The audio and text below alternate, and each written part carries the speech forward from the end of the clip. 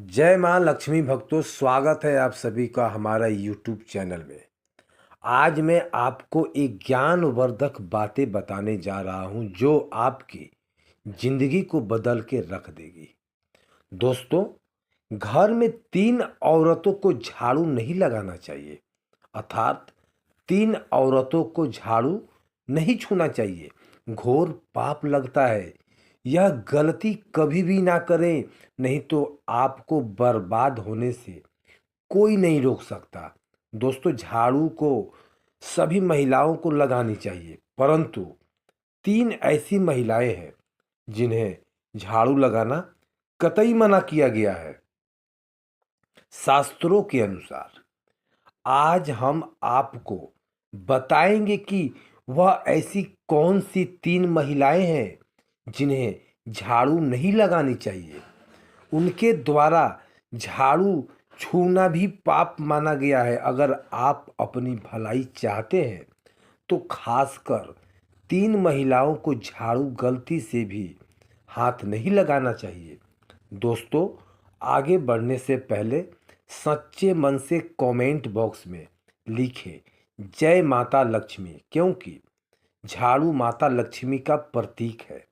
और हमारे चैनल को जरूर सब्सक्राइब करें और इस बेल आइकन को दबाना ना भूलें, क्योंकि हम ऐसी कई वीडियो लेकर हम आपके सामने आते रहते हैं जिससे आपको फायदा मिलेगा।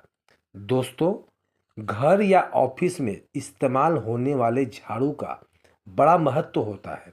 इसे लक्ष्मी का प्रतीक माना जाता है, लेकिन क्या कभी आपने गौर किया है कि झाड़ू की वजह से घर में कई बार अशुभ चीजें घटने लगती हैं। वास्तु के मुताबिक यदि झाड़ू लगाने में या रखने में सावधानी न बरती जाए तो घर की पूरी बरकत चली जाती है। जो आपने कमाया है वह सब खत्म हो जाता है। अचानक परेशानी बढ़ जाती है और धन का खात्मा तथा धन संपत्ति नष्ट होने लगती है। दोस्तों, यह बात शायद ही कोई जानता हो, इसलिए हम आपको बताने जा रहे हैं। ऐसे में आज हम आपको बताएंगे कि वह ऐसी कौन सी 3 महिलाएं हैं जिन्हें झाड़ू नहीं लगानी चाहिए। उनके द्वारा झाड़ू छूना भी घोर पाप के बराबर माना गया है। तो चलिए शुरू करते हैं। दोस्तों, नंबर 1, गर्भवती महिला। गर्भवती महिला शास्त्रों के अनुसार बताया जाता है कि किसी भी गर्भवती महिला को झाड़ू नहीं छूना चाहिए, अर्थात झाड़ू घर में नहीं लगानी चाहिए। माना जाता है कि इससे न सिर्फ होने वाली संतान को कष्ट मिलता है, अपितु शिशु को जन्म देने वाली महिला को भी घोर पाप लगता है। यानी गर्भवती द्वारा झाड़ू छूने पर उसे महिला को कई गुना पीड़ा भोगनी पड़ती है। आयुर्वेद के अनुसार कहा जाता है कि गर्भवती महिलाएं को ऐसे समय में झाड़ू पोछा नहीं लगाना चाहिए।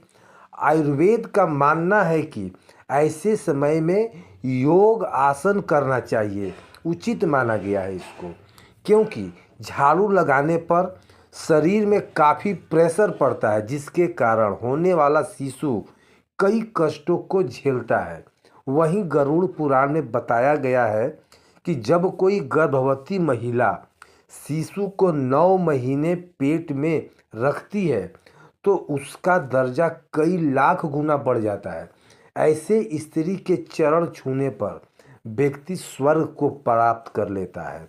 परंतु जो महिला गर्भवती अवस्था में अगर झाड़ू लगाती है या छूती है तो वह कष्ट के समान है। अगर कोई दूसरा व्यक्ति ऐसी अवस्था में झाड़ू लगवाता है या कोई भी काम करवाता है तो उसे घोर पाप लगता है। कम से कम इस समय आराम करें, योगासन करें। योगा करने से संतान फलीभूति होती है और बुद्धिमानी भी। दोस्तों, नंबर 2, बीमार व्यक्ति। बीमार व्यक्ति, शास्त्रों के अनुसार बीमार व्यक्ति को कभी भी कोई काम नहीं करना चाहिए।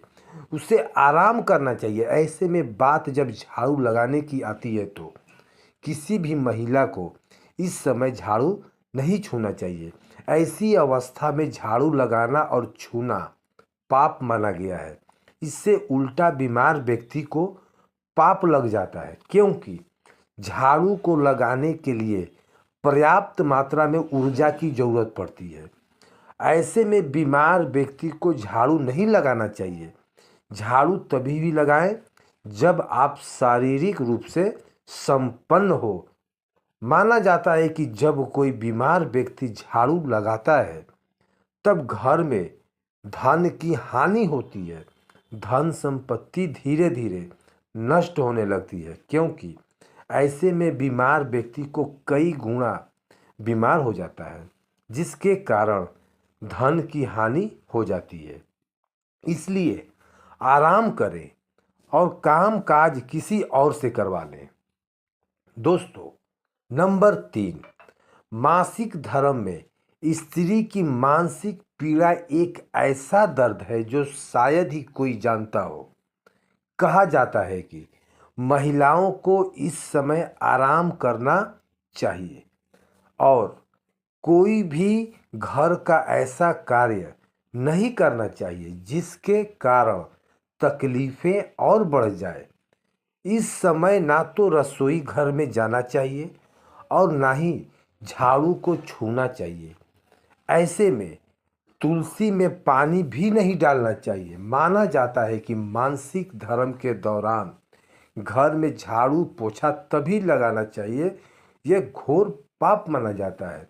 इससे झाड़ू अपवित्र हो जाती है और स्त्री को पाप लग जाता है।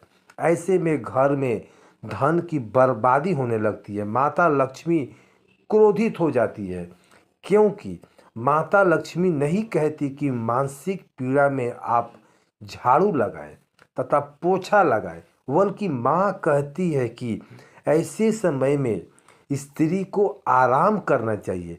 माता लक्ष्मी स्वयं कहती हैं कि मासिक पीड़ा में स्त्री को अपना ध्यान अच्छे से रखना चाहिए और आराम करना चाहिए।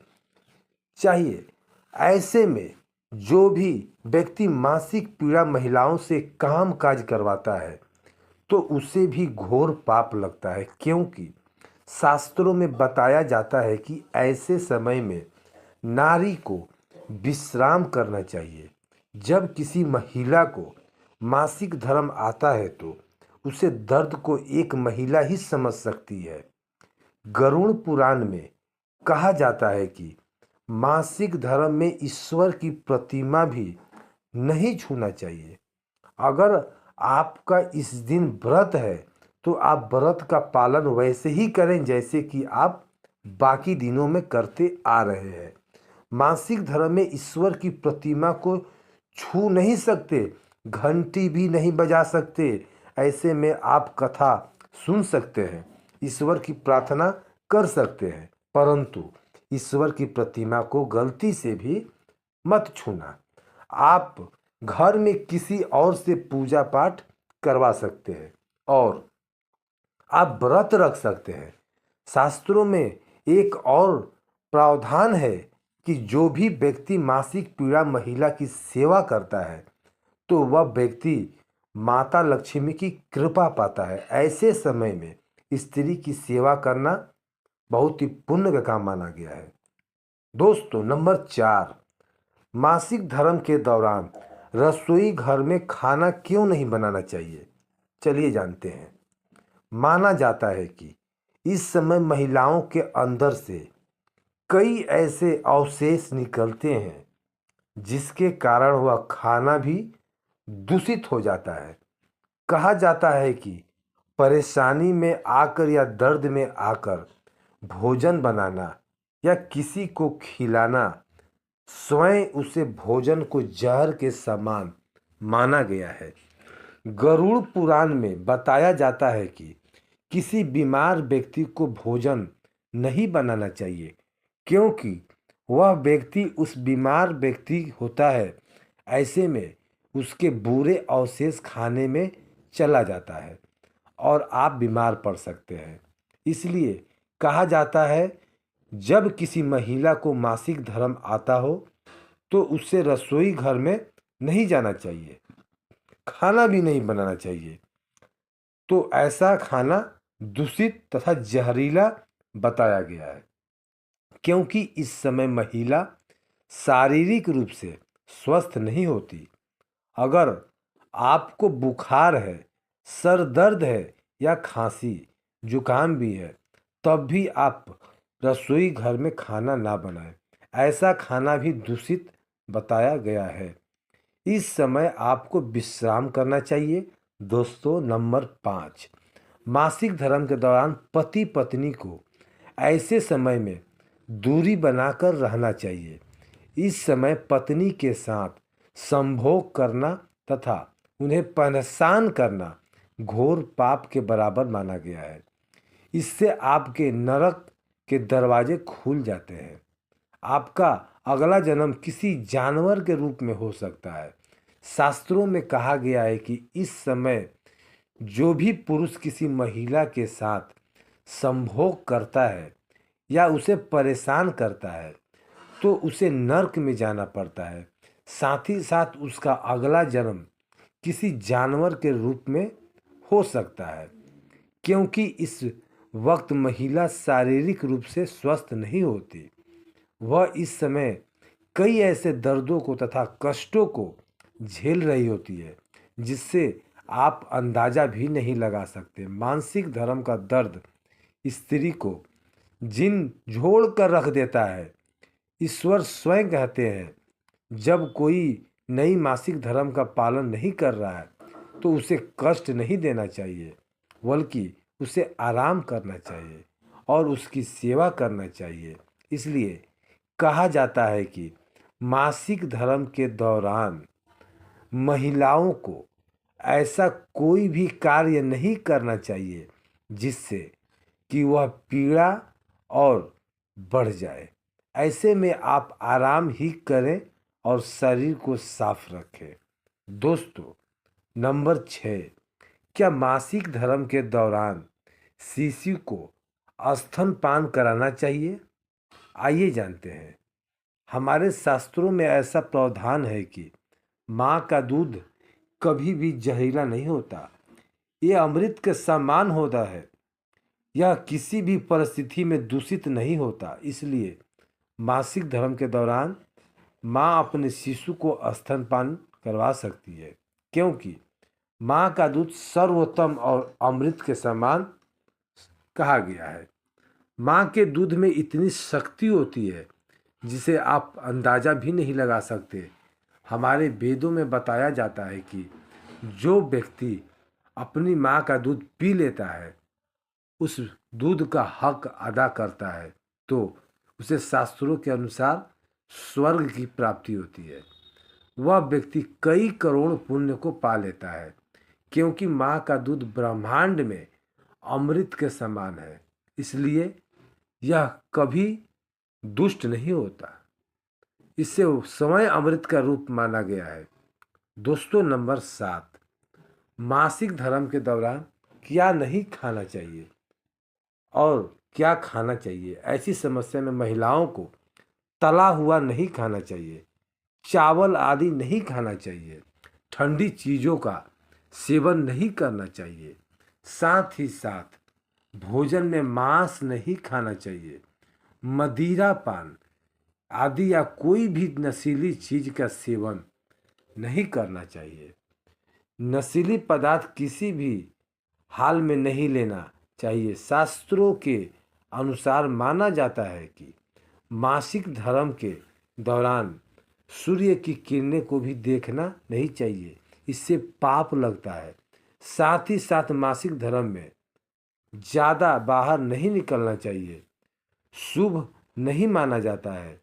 इससे स्त्री को पाप लग जाता है। दोस्तों, अगर हमारी तरफ से दी गई जानकारी आपको पसंद आया तो चैनल को सब्सक्राइब जरूर करें और स्त्री के सम्मान में एक लाइक भी जरूर करें। कमेंट में जय माँ लक्ष्मी लिखना ना भूलें। दोस्तों, जय माँ लक्ष्मी।